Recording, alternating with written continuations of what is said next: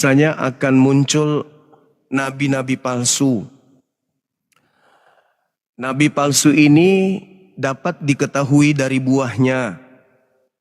Dalam Matius 7, nomor 15, 16, 17, 18, sampai 23.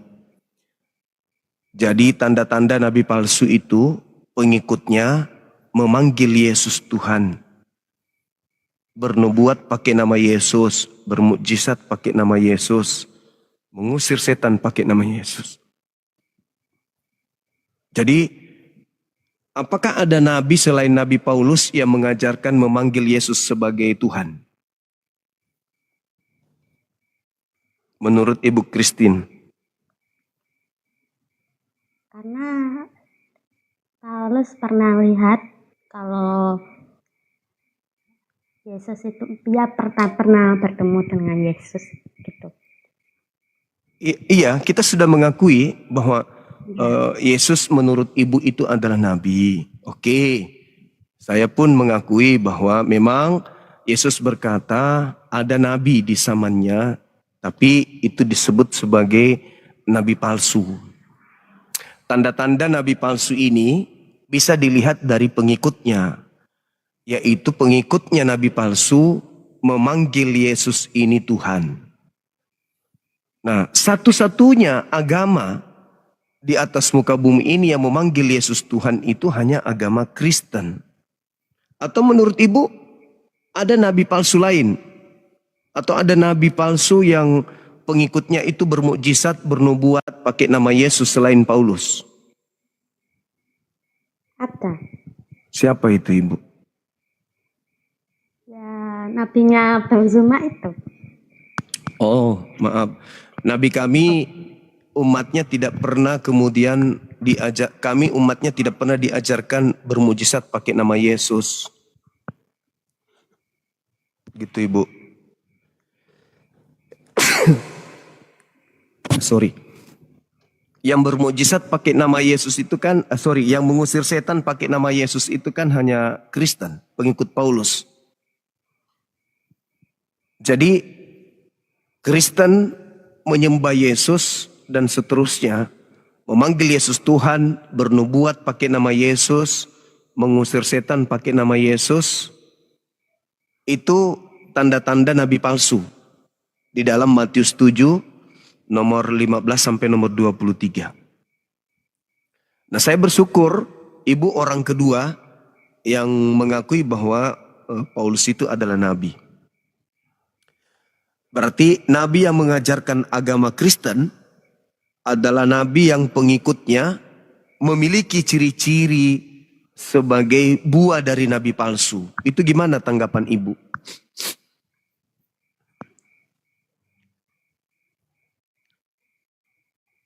Tanggapan saya soal itu nggak tahu Bang. Saya kan cuma Kristen awam gitu. Jadi ya menurut saya itu Paulus itu nabi yang diutus oleh Yesus untuk menyebarkan agama Kristen.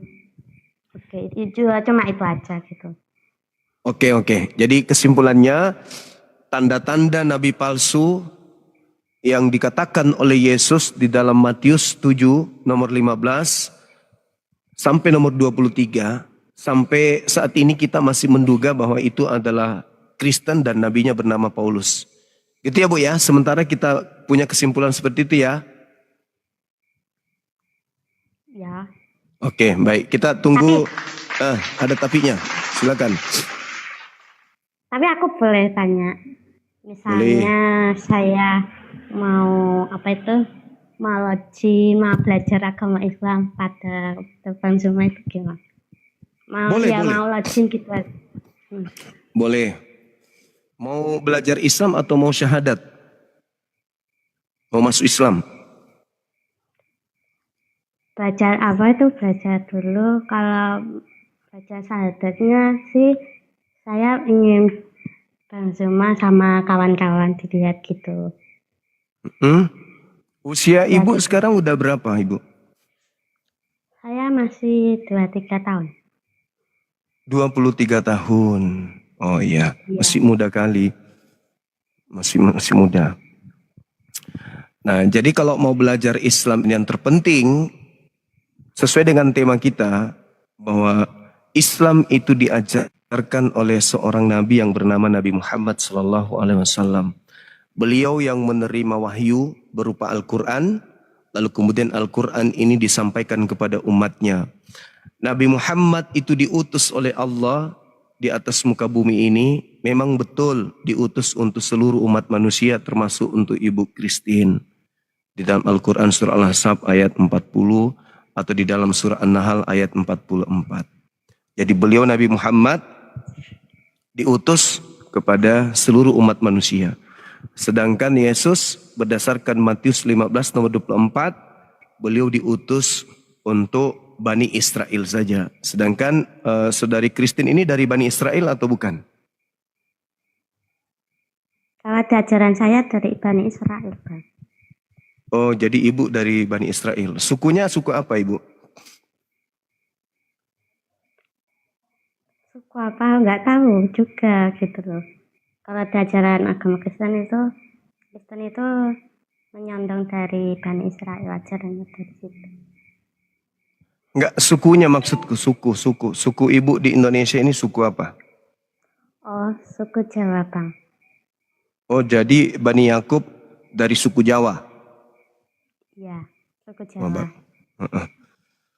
berarti anak Yakub ini sudah 13. Tadinya 12, sekarang ditambah suku Jawa gitu loh. Mungkin dari istri yang lain, kali yang dari Pulau Jawa, kali yang dinikahi sama Nabi Yakub. Sampai ada keturunannya dari Jawa juga. Gitu ya Mbak ya? Betul nggak Mbak? Iya, betul. Ya, Masya Allah. Oke, kita naikkan saudara kita yang non-muslim lainnya. Supaya nanti mana tahu juga dia dari Bani Yakub, dari keturunan Yakub, dari suku Batak atau dari suku Makassar kayak. Karena kita sudah menemukan satu keturunan Yakub dari suku Jawa. Mungkin nama mamanya, istri dari Nabi Yakub ini Tukinem. Ya, barangkali kakeknya namanya Pancol, gitu ya. Tapi aku kalau baca syahadatnya mulai kapan Bang cuma? Malam ini juga boleh. Tapi kan nggak bisa open cam gitu loh. Ya nggak apa-apa, yang penting KTP-nya disetor. Disetor sama kita supaya sebagai legalitas bahwa kita tidak sedang bergurau, kita betul-betul ingin memeluk agama Islam, bukan karena bukan karena kepura-puraan atau hanya sekedar bercanda kan gitu. Mau masuk Islam, boleh kirim KTP-nya ke tim saya, nanti dibuatkan sertifikat mualafnya dan kita bantu supaya bisa mempelajari Islam lebih dalam lagi. Gitu Ibu. Kita ada daerah Jawa. Iya. Jadi Jawa Timur kok jauh gitu dari kok jauh gitu loh. Maksudnya? Maksudnya itu yang pengurusnya itu kok jauh dari saya tinggal tempat sekarang ini Bang gitu loh. Ibu di mana? Mbak ini di mana? Di Jawa Timur daerah mana? Dekat mana? Balikpapan? Bukan?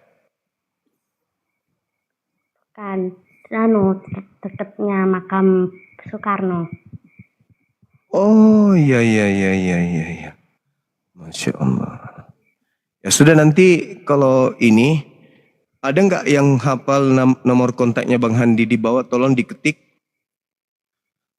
Nomor kontak Bang Handi di bawah tolong diketik. Biar beliau hadir di sini. Nah, ini Bang Handi Slabes yang biasa mengurus administrasi ketika ada yang ingin bersyahadat. Ibu bisa tukaran nomor handphone biar nanti telepon-teleponan di pojokan. Cek. Teman-teman muslim tolong, kalau muslim ya, itu berat loh, sampai 62 minta request naik, batalin aja. Berat jadinya Banyumasnya pusing nanti kebanyakan minta naik yang mana Muslim yang mana Kristen gitu. Kok kalian nggak membantu malah merepotkan gitu loh. Kayak tadi kan repot Sian. Aku aja nanti turun kalau sudah bantu Mbak Christine. Udah KTP-nya ada, ya aku turun gitu loh. Tolong ya, requestnya dibatalin. Aku Itu dikasih kenalan. moderator Banyumas biar aku pilih dia di bawah. Oke, oke Bang Andi. Mbak Christine bisa Ya eh sebenarnya sih, ya sih. Sebenarnya sih, aku kan cuma kenapa suara ingin saya tahu. cek. Saya kan kalau di rumah itu sering dengerin ceramah gitu, tiap hari nonton itu. Jadi aku kan ingin tahu Islam Bang gitu loh. Oh iya. Masya Allah. Silakan. Tapi cuma ikut pengajian tapi belum login gitu, belum baca syahadat gitu. Iya. Nanti bisa belajar banyak ke Bang Handi. Bisa minta nomor HP beliau. Nanti komunikasi sama beliau. Belajar Islam sedikit demi sedikit. Ya, Mbak Christine ya. Ya, tapi gimana ya Bang Yuma? atau sekarang kali udah mau syahadat dia. Enggak. Iya, belum mau katanya. Tapi kalau mau juga ya tidak dipaksa. Kalau memang mau syahadat boleh aja. Gitu. Nanti Tapi gimana? Tapi kalau belum bisa open kan nggak apa-apa ya Bang Yuma. Nggak apa-apa, yang penting identitasnya dulu yang dikirim ke Bang Handi. KTP dikirim lebih dulu ke Bang Handi supaya nanti dibuatkan kemudian sertifikat mu'alaf. Kan gitu.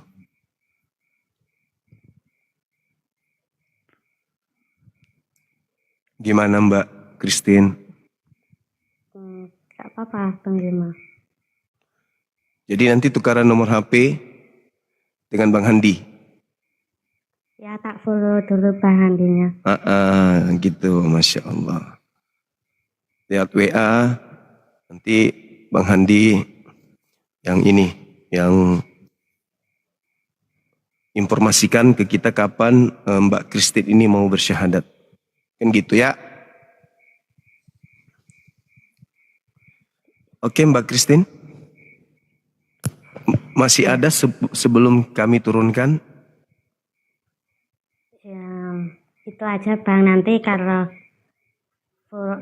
teman ini udah banyak TikTok akun saya kesini, mampir ke sini biar bersyahadat di sini aja Bang. Baik, Masya Allah, Subhanallah. Terima kasih Mbak Christine. Silakan nanti komunikasi dengan Bang Handi. Ya, kita naikkan saudara kita Kristen yang lain. Boleh ya? Selamat malam. Malam, Mbak Christine, sehat selalu.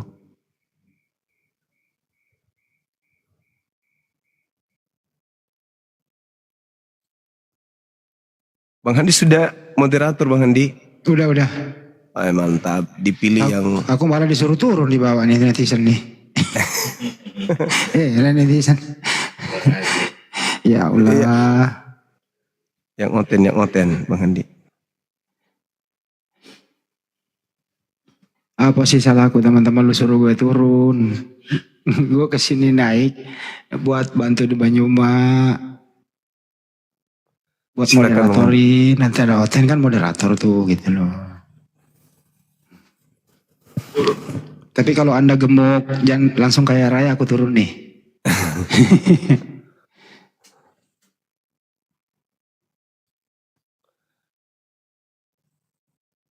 Ya, teman-teman Oten silakan naik. Kalau ada yang ingin berdiskusi, teman-teman kita yang mendengarkan itu bisa teredukasi, mereka tidak dibingungkan, dan ada poin yang bisa mereka terima setelah mendengarkan diskusi kita, gitu ya. Begitu juga teman-teman yang di YouTube bisa lebih mendalam kesana kemari, ya itu menghilangkan konsentrasi.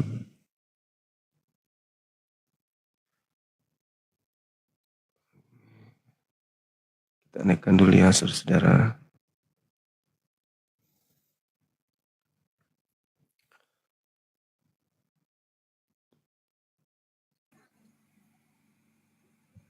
Oke, selamat malam. Ya, selamat malam Bang. Ya, malam. Dari sekte mana, saudara? Dari Riau, Pekanbaru. Sekte baru ini ya? Iya Bang. Oh, siapa nama pendirinya? Namanya Muhammad Agus Salim Bang. Nama Salah Muhammad ngomong. Agus Salim mendirikan sekte baru. Apa nama sektenya tadi? Dia di Kalimantan Pekanbaru salah banyak Mak. Dia Muslim apa Kristen Bang? Muslim. Muslim dia. Oh, Muslim. Kirain. Ya, kirain dari sekte. Kan saya bertanya dari sekte mana gitu loh. Dijawabnya dari sekte Kalimantan Riau.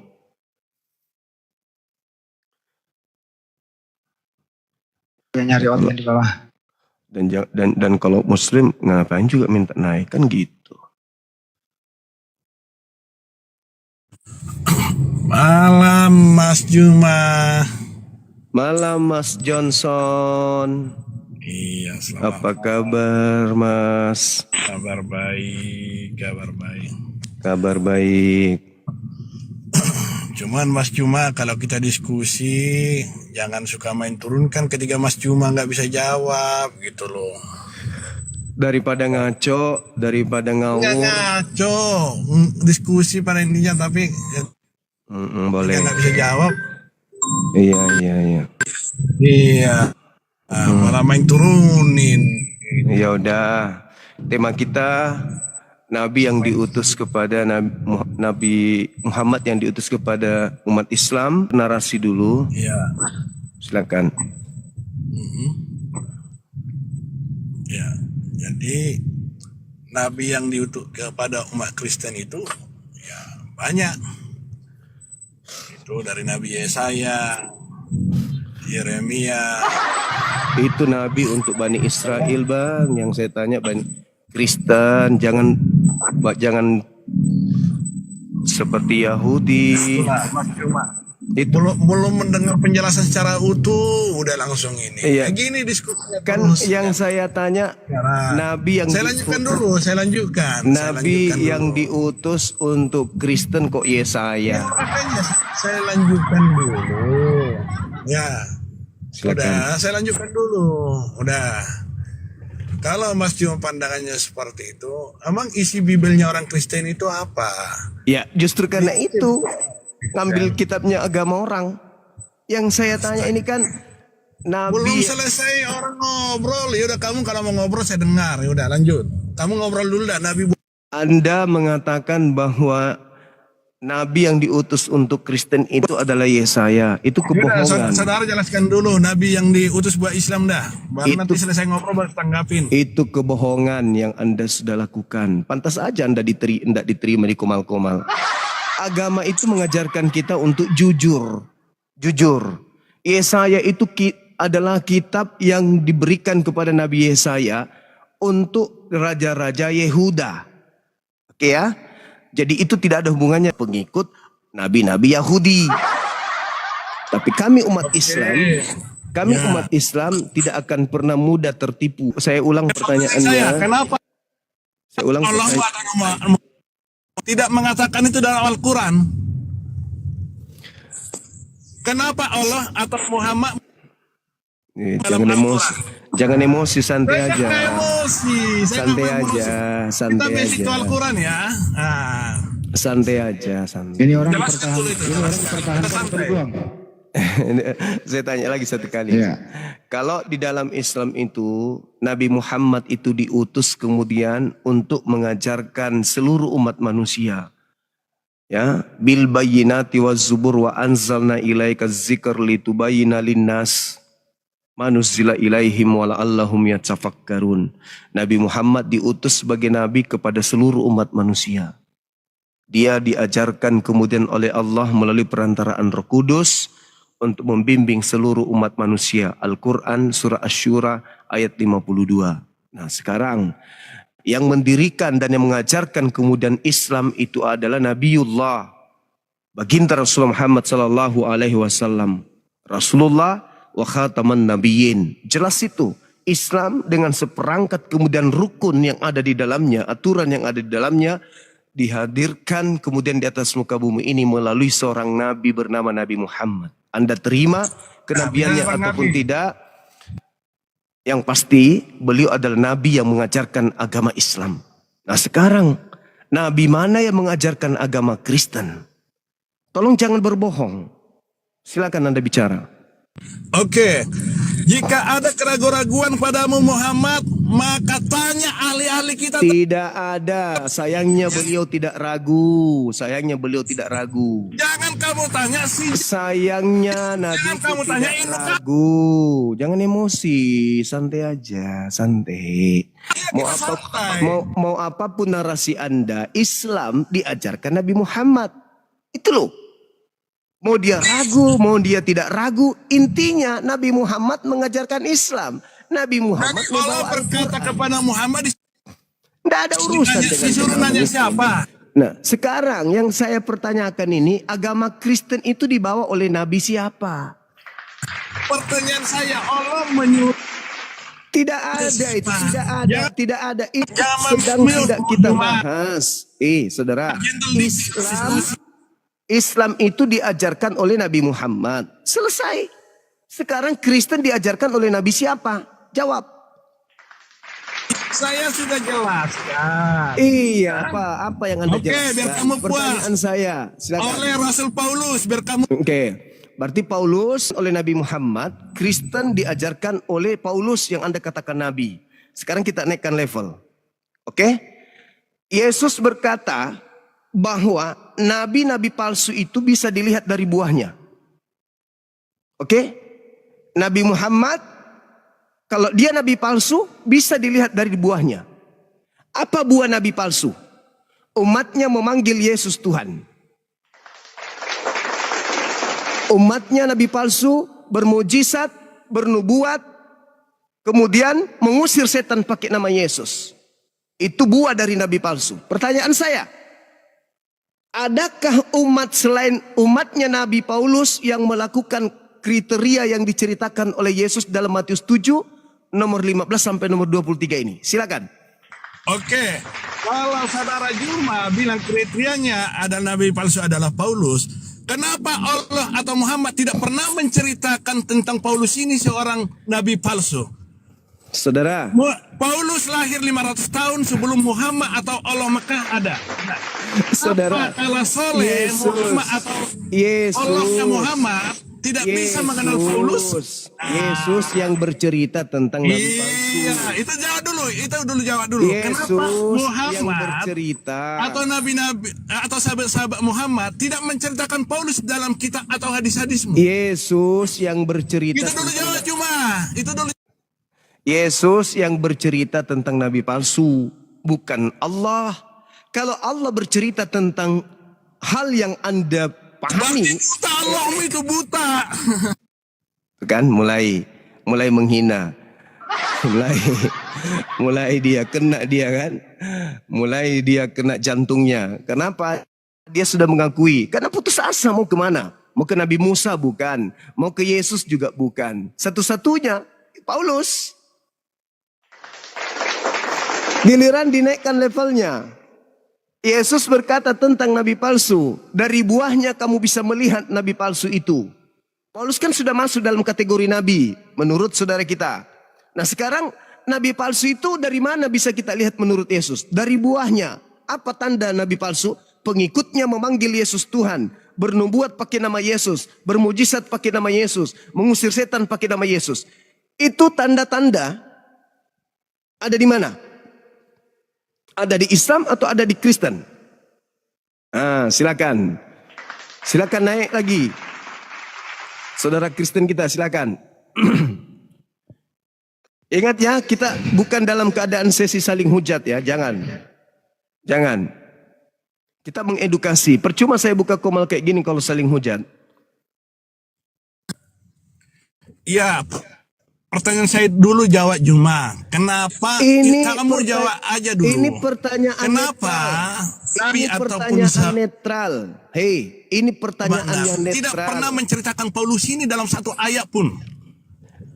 Saudara, ini Nabi Muhammad mendapatkan ilham dari Allah, lantas menceritakan Nabi Isa alaihissalam yang datang ke tengah-tengah Bani Israel, dihakimi oleh pencipta langit dan bumi. Wa iskalallahu ya Isa bin Maryam, a'anta qulta linnas tahizuni. Wahai Isa putra Maryam, apakah engkau yang mengajarkan manusia Balik ke untuk Paulus, menuhankan kembali ke dirimu? Paulus. Sabar. Apakah engkau yang mengajarkan manusia untuk menuhankan dirimu? Dihakimi Nabi Isa.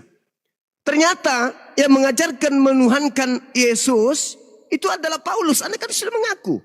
Nabi yang mengajarkan kekristenan adalah Paulus. Berarti Al-Quran saya membahas tentang Paulus meskipun tidak disebutkan namanya.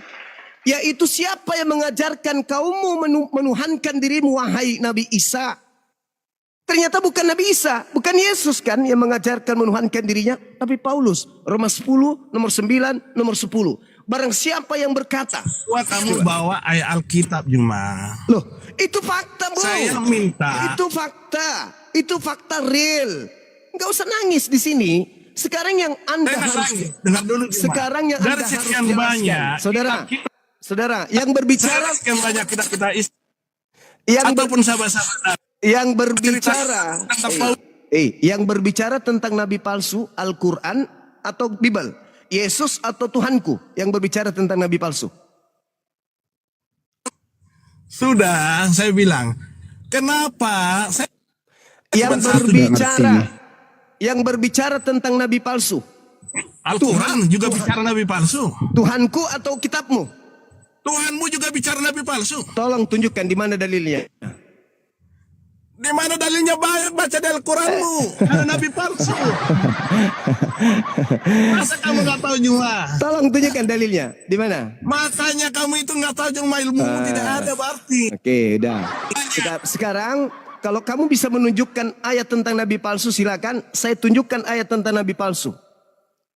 Makanya naik ke sini jangan emosi. Kita ke sini ini membuka komal ini untuk mengedukasi anak bangsa. Kita membantu pemerintah dalam menggalakkan, mencerdaskan anak bangsa. Jangan emosi, santai aja. Anda boleh bertanya tentang Islam terkait dengan tema ini. Boleh. Jangan kemana-mana.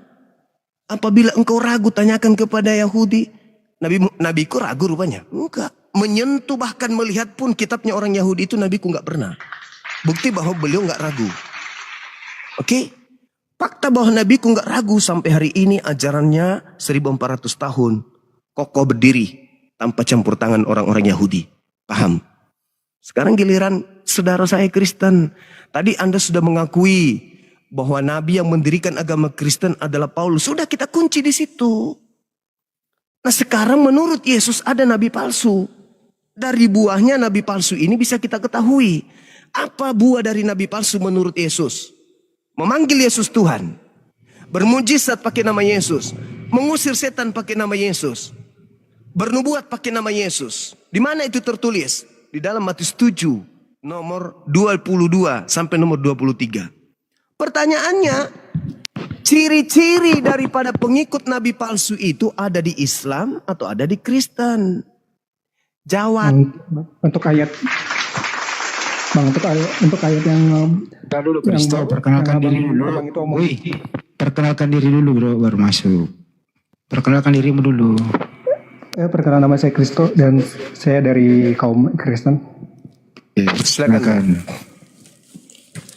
Jadi Bang Zuma, jadi waktu kamu ngomong dari dalam Matius dari berapa? Dari 24 yang 3 sampai 4 itu Bu, kita ini tidak menabrakkan dalam Alkitab kita sendiri, itu enggak salah.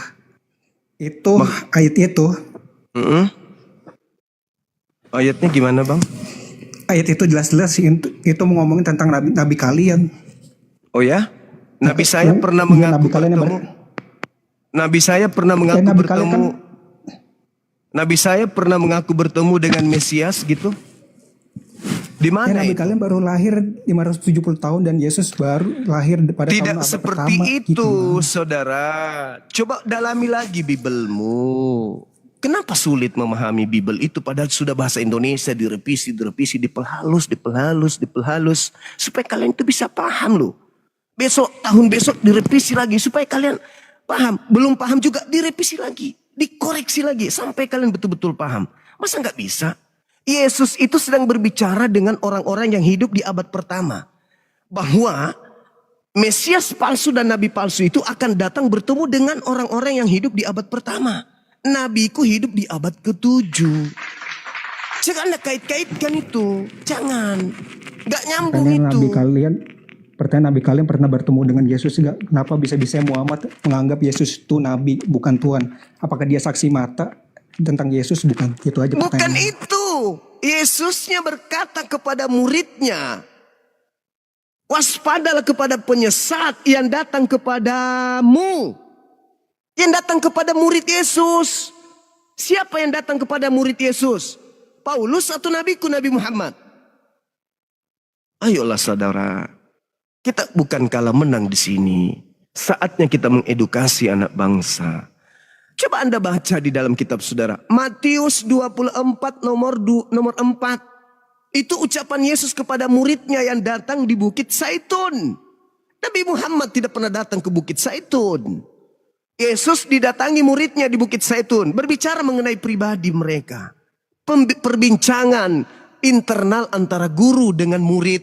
Murid bertanya, wahai guru, ya paman, apa tanda kedatangan kamu? Yesus menerangkan, kalau saya yang datang, dibarengi dengan tanda, matahari tidak bercahaya, matahari menjadi gelap. Bulan tidak bercahaya. Itu tanda kalau saya yang datang. Itu tanda. Jadi kalau ada orang yang berkata kepadamu, ada Yesus di sini, ada Yesus di sana, jangan kamu percaya bila mana tanda itu nggak ada. Tetapi yang mengatakan pernah bertemu Yesus di padang gurun, kan Nabi Paulus Anda.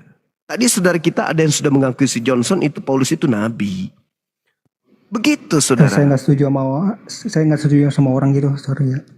Tapi Paulus memang nabi, ada dalilnya.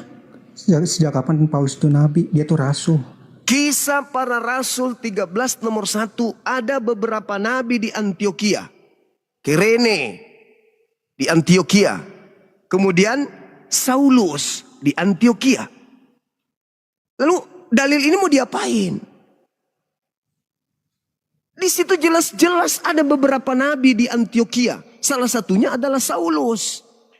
Kalaupun Anda mengatakan Paulus ini bukan nabi, lalu dari mana ke-13 karangannya? 13 buku karangannya ini dari mana dia dapatkan? Dari Paulus itu kan mana? orang Farisi. Sebelum Iya. dia Kristen dia orang Farisi. Iya, Begitu dari belum mana? ada- Dari mana belum dia ada- mendapatkan 13 buku ini? Karangan kah?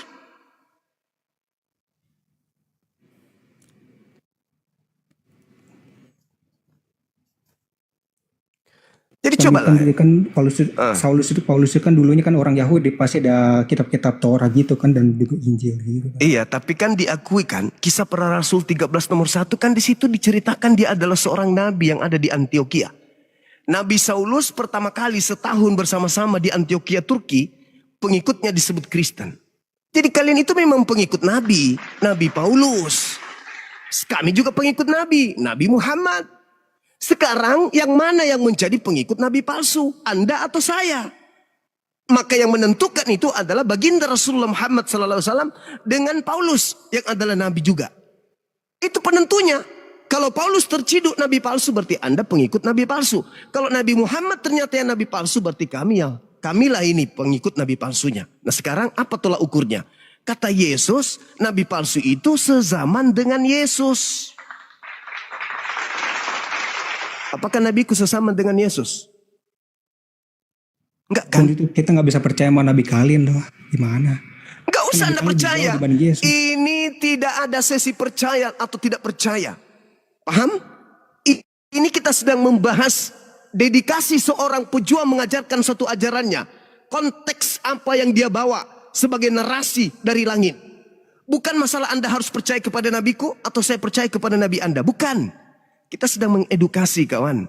Kita berbicara mengenai data. Yesus berkata bahwasanya nabi palsu itu seangkatan dengan dirinya. Orang yang kerasukan 8 setan di dalam tubuhnya seangkatan dengan dirinya. Mesias palsu seangkatan dengan dirinya. Nabiku tidak seangkatan, nabiku tidak sesamaan dengan Yesus. Sebesar apapun kebencianmu kepada nabiku, faktanya Yesus tidak pernah berbicara tentang nabiku. Yesus tidak pernah berbicara tentang abad ke-7. Yesus disibukkan dengan menasehati agar murid-muridnya waspada akan kedatangan Yesus palsu atau Kristus palsu dan juga nabi palsunya kepada mereka. Apakah nabiku datang di abad pertama? Enggak kan? Siapa yang datang kepada murid Yesus dan menganiaya murid Yesus, Bang? Siapa itu, Bang? Ya aku setuju, Paulus, saya tahu. Gitu dong. Berarti Paulus yang menduduki nabi palsu, sang penyesat. Mana dalilnya? Lukas 21 nomor 8 Anda baca. Waspadalah kepada penyesat yang datang kepadamu dengan memakai namaku dan berkata, akulah Kristus. Waktunya sudah dekat. Jangan kau percaya. Namun sebelum itu terjadi, terlebih dahulu kamu dianiaya, disesah, dipenjarakan, dimasukkan ke dalam penjara-penjara dan dihadapkan kepada raja-raja atas namaku. Siapa pelaku yang menangkap dan menganiaya murid-murid Yesus? Nabi Muhammad kah atau Paulus? Sebelum penyesat itu melakukan aksinya, kata Yesus, terlebih dahulu kamu ditangkap, dianiaya dan dihadapkan kepada raja-raja. Siapa pelakunya? Nabi Muhammad kah atau Paulus? Anda sudah mengakui Paulus. Nah, berarti dia penyesatnya. Kurang apa lagi? Tapi waktu udah berubah dong. Waktu setelah Saulus menganiaya Kristen. Dalam Kisah Para Rasul 9. Saudara, kalau Anda berbicara mengenai perubahan yang ada pada diri Paulus, Anda baca Matius 12 nomor 43 sampai 45. Coba, boleh Anda baca? Matius 12 nomor 43 sampai 45. Ada seorang yang bertaubat, kemudian setan yang ada dalam dirinya keluar. Setelah setan ini keluar mencari pemberhentian di padang gurun, setan tidak menemukan tempat. Akhirnya dia kembali kepada orang yang bertobat tadi. Setelah dia kembali, dia melihat orang yang bertobat tadi itu bersih. Benar-benar bertobat. Tapi setelah dia kembali, dia keluar iblisnya, mencari dan memanggil 7 iblis lainnya yang jauh lebih jahat. Masuk ke dalam tubuh orang yang bertobat tadi. Apa yang terjadi?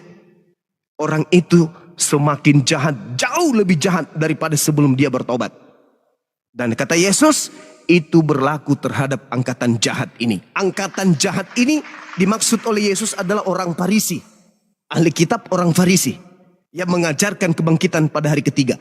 Baca Matius 12 nomor 38 sampai nomor 30 sampai nomor 40. Jelas itu. Pertanyaan saya, siapa? Kejahatan Paulus kan udah diampuni kan. Yang ngampuni siapa? Ya udah kita nggak perlu bahas tentang kejahatan Paulus lagi, udah kan dia udah tobat gimana. Saudara, bagaimana mungkin dia bisa diterima sebagai nabi kalau dia masih membunuh. Dia harus berpura-pura menjadi orang baik, menjadi orang yang bertobat. Itulah yang diterangkan oleh Paulus bahwa angkatan jahat ini minta satu tanda dan tidak akan diberikan satu tanda apapun kecuali tanda Yunus. 3 hari 3 malam dalam perut bumi. Itu tanda untuk angkatan jahat. Siapa yang mengajarkan kebangkitan pada hari ketiga? Nabi Muhammad kah atau Paulus? Angkatan jahat.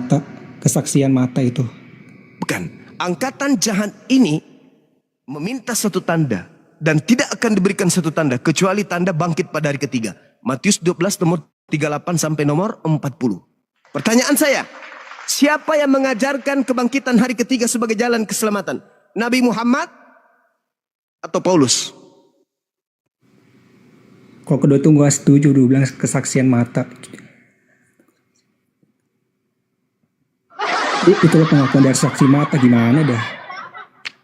Yesus berkata, orang Farisi angkatan jahat. Orang Farisi angkatan tidak setia. Minta satu tanda. Dan tidak diberikan satu tanda kepada angkatan jahat kecuali tanda Yunus. 3 hari 3 malam di dalam perut ikan. Begitu juga anak manusia 3 hari 3 malam dalam perut bumi. Itu tanda untuk angkatan jahat. Pertanyaannya bang, siapa yang mengajarkan tentang kebangkitan pada hari ketiga? Nabi Muhammadku atau Nabi Paulusmu? Jawab dengan jujur. Ya Paulus dari saksi mata. Tuh. Paulus. Oke. Berarti angkatan jahat itu Nabi Muhammad atau Paulus?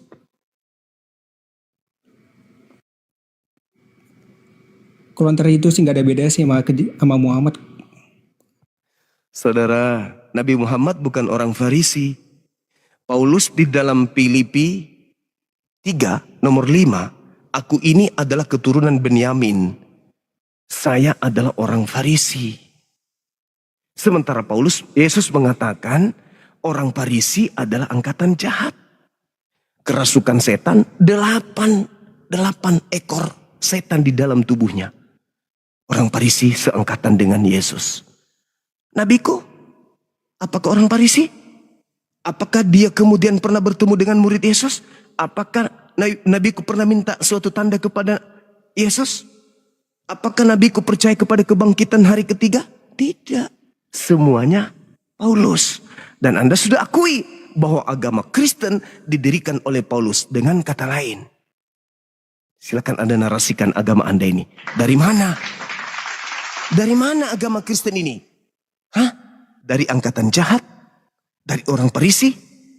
Apalagi angkatan tidak setia? Apalagi nabi palsu?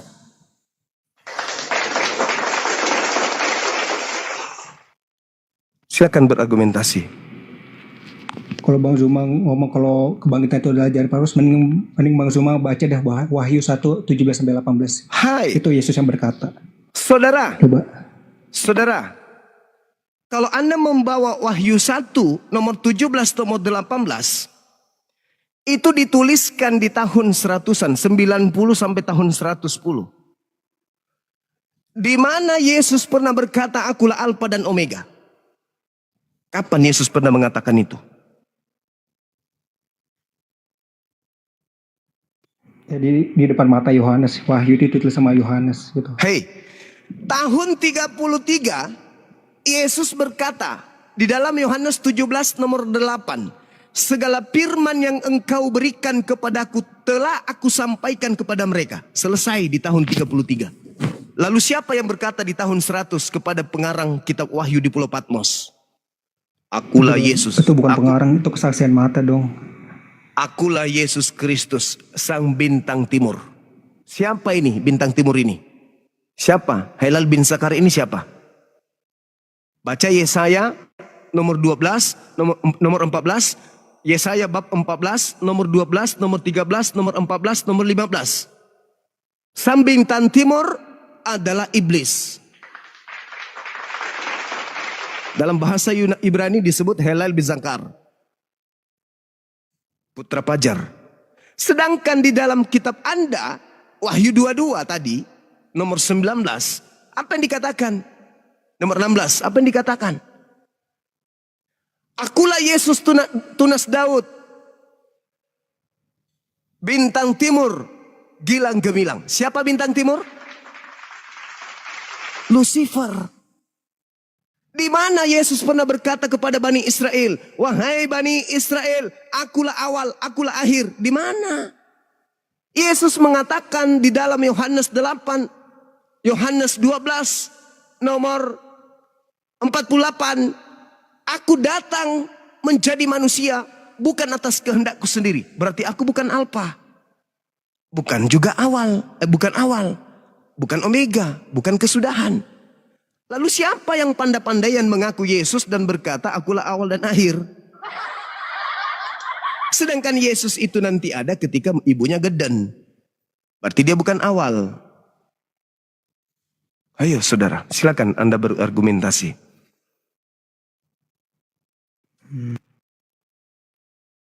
Jadi satu, Nabi Paulus. Yang kedua, Nabi siapa yang di Pulau Patmos? Nabi siapa bang? Yang menerima wahyu di Pulau Patmos itu nabi siapa? Nabi Paulus satu. Yang di Pulau Patmos ini nabi siapa? Aduh, saya belum pelajarin. Aduh, bentar-bentar. Itu dia harus Anda pelajari. Karena dia nabi juga. Karena menerima wahyu. Kalau Anda lihat di Bilangan 12 nomor 6. Apabila di tengahmu ada seorang nabi. Maka aku Tuhan akan menyatakan diriku kepadanya. Melalui penglihatan. Dan akan berkata kepadanya melalui mimpi. Itulah yang dialami oleh penulis kitab wahyu. Berarti dia seorang nabi. Siapa dia? Kita nggak tahu siapa. Orang Kristen awal mula mengatakan itu adalah Yohanes, anak Zebedeus. Yohanes anak iya betul. Tetapi faktanya di dalam Yohanes 21 nomor 24 ternyata bukan murid Yesus yang menulis kitab Wahyu dan bukan juga murid Yesus yang menulis kitab Yohanes. Kok gitu siapa? Yang nulis itu siapa? Masa Paulus? Ya kan? tanya kepada diri kalian, siapa yang menulis kitab Yohanes ini? Matius, Markus, Lukas, Yohanes itu adalah pengakuan dari saksi mata ke-12 muridnya, itu 12 rasul. Oke. Matius, Yohanes itu kan murid Yesus. Lukas sama Markus itu kan murid dari Petrus sama Paulus. Oke. Sekarang mereka ini saya katakan nabi-nabi Anda. Nabi Lukas, Nabi Markus, Nabi Matius, Nabi Petrus, nabi yang menulis kitab Wahyu, Nabi Paulus itu nabi-nabi Anda. Aduh, sorry banget ya. Nabi terakhir itu Yohanes Pembaptis ya, sorry banget. Nah, sekarang kalau mereka bukan nabi, tadi Anda mengatakan Paulus nabi. Sekarang bukan nabi. Kalau yang terakhir adalah Nabi Yahya, sekarang Paulus ini palsu dong. Dengan kata lain, kalau Anda mengatakan yang terakhir nabi adalah Yohanes, maka dengan kata lain Anda mengakui Paulus ini nabi palsu. Penulis Wahyu nabi palsu, penulis Lukas nabi palsu, semua nabi-nabi palsu. Makanya kematian mereka tak ada yang bagus-bagus matinya. Karena sudah dinubuatkan di dalam Ulangan 18 nomor 19 nomor 20, jika ada seorang nabi yang terlalu berani berbicara atas namaku, apa yang tidak pernah aku firmankan, maka dia harus mati. Mati. Nabi-nabi Anda itu mati semua. Ya, jika Paulus yang menyimpang tentang ajaran Yesus, pasti dalam kitab apa yang ditulis oleh Paulus ini pasti mungkin nggak perlu digabung dengan kitab dong. Bukan begitu, saudara Kristo. Dengarkan baik-baik. Yesus berkata di dalam Yohanes 17 nomor 8 sesuai dengan penelitian kesaksian yang dituliskan oleh penulis Yohanes. Apa kata Yesus? Konon, segala firman yang engkau berikan kepadaku telah aku sampaikan. Kesaksian Yesus dalam Yohanes 5 nomor 36. Ada kesaksianku yang lebih penting dari kesaksian Yohanes Pembaptis. Bahwa segala mukjizat yang aku lakukan, mukjizat itulah yang bersaksi bahwa aku adalah utusan Bapa. Yesus bersaksi dia utusan. Oke? Sebagai utusan, Yesus berkata dalam Matius 15 nomor 24. Aku diutus hanya kepada domba yang sesat dari umat Israel. Yesusnya diutus hanya kepada domba yang sesat dari umat Israel. Paulusnya mengaku. Sorry, ada pembatasan. Jangan main tombak dong teman-teman di bawah, santai aja. Santai, please. Jangan ditombak, biarin. Saya nggak menghujat loh. Oke? Saya bawa data. Artinya kita santai aja ya. Artinya kita penginjilan dengan data gitu ya. Nanti tinggal di cross check aja apa yang saya sampaikan. Nah, gitu. Jadi Yesus berkata, aku diutus hanya kepada domba yang sesat dari umat Israel. Kata Yesus. Paulus berkata, aku diutus kepada non-Israel. Pertanyaannya, yang mengutus kemudian Paulus ini untuk menjadi nabi untuk non-Israel, yaitu untuk Romawi, itu siapa? Yesus, kenapa Yesus memilih Paulus menjadikan rasul? Karena dia itu salah satunya ahli Taurat. Itu aja. Kan gitu. Yesus diutus hanya kepada domba yang sesat dari umat Israel. Yesus berkata dalam Matius 10 nomor 5 nomor 6. Yesus berpesan kepada ke-12 muridnya agar jangan ke bangsa lain atau ke jalan orang Samaria. Tapi pergilah kepada domba-dombaku yang hilang dari yang sesat dari umat Israel. Itu kata Yesus. Kepada muridnya, Yesus berpesan agar jangan ke bangsa lain. Lalu Paulus ini mengaku dia diutus kepada bangsa lain. Siapa yang mengutusnya? Sedangkan muridnya aja, Yesus larang ke bangsa lain. Kok ada yang mengaku kalau dia diutus untuk selain dari Israel? Tapi pertanyaan apa sih yang membuat Paulus itu menyimpang dari Yesus? Apa yang abang tanggap tentang Paulus itu? Mengapa Bang Zuma menganggap kalau Paulus itu ajaran sesat tentang Yesus? Kenapa bisa begitu? Oke. Yesus tidak mengajarkan kemudian Kristen. Yesus mengajarkan Yudaism. Yesus mengajarkan hidup kekal itu adalah menerima dirinya sebagai rasul. Yohanes 17 nomor 3. Hidup kekal itu adalah mereka mengenal aku sebagai utusanmu. Itu hidup kekal. Di mana Yesus mengatakan hidup kekal itu adalah mengenal dirinya sebagai Tuhan? Gak ada. Yohanes 17 nomor 3, hidup kekal itu adalah mereka mengenal engkau satu-satunya Tuhan yang benar dan mengenal Yesus Kristus yang engkau utus. Berarti Yesus dikenal sebagai utusan. Itu mendapatkan hidup kekal. Sedangkan Paulus di dalam Roma 14 nomor 9, untuk itulah Yesus mati agar ia dibangkitkan untuk menjadi Tuhan bagi orang Kristen. Siapa yang ngajarkan itu? Di mana Yesus mengatakan itu? Roma 10 nomor 9. Barang siapa yang berkata dengan mulutnya bahwa Yesus itu adalah Tuhan, maka dia akan diselamatkan. Siapa yang mengajarkan Paulus ilmu itu? Jika Paulus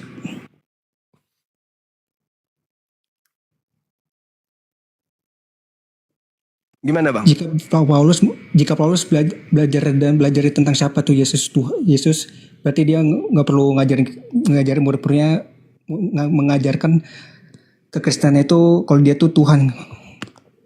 Loh, Yesus sendiri mengajarkan, ending puncak pengajaran Yesus sebagai dosen, sebagai prof kepada Bani Israel adalah mengenal dirinya sebagai utusan Tuhan. Itu kunci keselamatan. Hidup kekal itu adalah surga. Mengenal dirinya sebagai utusan Tuhan adalah surga. Paulus mengatakan mengenal diri Yesus itu sebagai Tuhan itu sendiri adalah surga. Mana yang betul? Yesus atau Paulus? Yesus lah. Oh, Yesus, terima kasih. Berarti endingnya Yesus itu cuma rasul. Wa isqala Isa bin Maryam ya bani Israel inni rasulullahi ilaikum. Tuh yang betul. Nabi yang datang di atas muka bumi ini peruntukan kepada Bani Israel yang lahir tanpa ayah. Hanyalah rasul ila Bani Israel. Untuk Bani Israel. Rasul untuk Bani Israel. Matius 15 nomor 24. Iman kami toh. Iman kami itu. Sedangkan iman kalian. Yesus itu adalah Tuhan. Dari mana ilmu itu? Dari Nabi Paulus kalian. Waspadalah kepada Nabi palsu. Kata Yesus. Yang datang nyamar sebagai domba padahal dia adalah serigala yang buas. Artinya serigala yang mematikan. Di mana kita bisa melihat dan membuktikan ucapan Yesus serigala itu mematikan? Matius 23 nomor 15. Celakalah engkau wahai ahli Taurat. Celakalah engkau wahai orang munafik. Celaka engkau wahai orang Farisi. Engkau menjelajahi daratan, menyeberangi lautan, mentobatkan orang menjadi pengikut agamamu. Setelah dia kau tobatkan, kau jadikan dia menjadi orang neraka dan 2 kali lebih jahat daripada engkau sendiri. Siapa orang Farisi? Siapa ahli kitab? Siapa orang munafik yang menjelajahi daratan, menyeberangi lautan, meninggalkan Yerusalem, mentobatkan orang-orang Roma menjadi pengikutnya dan menjadikan orang Roma ini 2 kali lebih jahat dan menjadi orang neraka? Itu siapa? Nabiku Nabi Muhammad? Ataukah Nabi saudara Paulus? Yang keluar suratnya Galatia 1 nomor 15, aku diutus kepada non-Yahudi. Berarti dia yang menyeberangi lautan, menjelajahi daratan, mentobatkan orang non-Yahudi, orang Roma, masuk ke dalam ajarannya, menjadi orang neraka, dan 2 kali lebih jahat daripada Paulus itu sendiri. Bukan nabiku kan? Tapi nabi Anda. Ini belum apa-apa ini. Kita belum bongkar sampai ke akar-akarnya. Baru masih level-level kulit. Anda sadar nggak di situ, saudaraku Kristo? Anda ke gereja hari Minggu. Gereja hari Minggu, makan babi, tidak bersunat, menyembah Yesus, menyetarakan pencipta kita dengan manusia yang bernama Kristus. Menghakikatkan manusia yang nyata-nyata dilahirkan, dimandikan, disunat, dinetein, disuapin, dibesarkan ibunya. Tiba-tiba Anda angkat dia selevel dengan Yesus hanya mengatakan hidup kekal itu adalah la ilaha illa huwa wa ana rasulullah. Itu kata Yesus tuh. Jadi Bang Zuma mau tahu gak di mana Yesus pernah mengakukan diri sebagai Tuhan, mau tahu gak? Silakan. Kasih tahu di mana. Silakan. Dalam Markus 2, coba baca Markus 2. Markus 2 nomor berapa? Markus 2 ayat 5. Coba baca Markus 2 ayat 5. Markus 2 ayat nomor 5. Apa yang dikatakan di sana, Ya. Bang? Yang saya tahu, baca yang dari saya ayat tahu. pertama. Coba silakan. Yang saya tahu cuma Markus 3. Nomor 21. Silakan. Oke, dari ayat pertama ya. Beberapa hari kemudian waktu Yesus datang lagi ke Kapernaum, tersebarlah kabar bahwa ia ada di rumah. Orang-orang datang berkerumun sehingga tidak ada lagi tempat.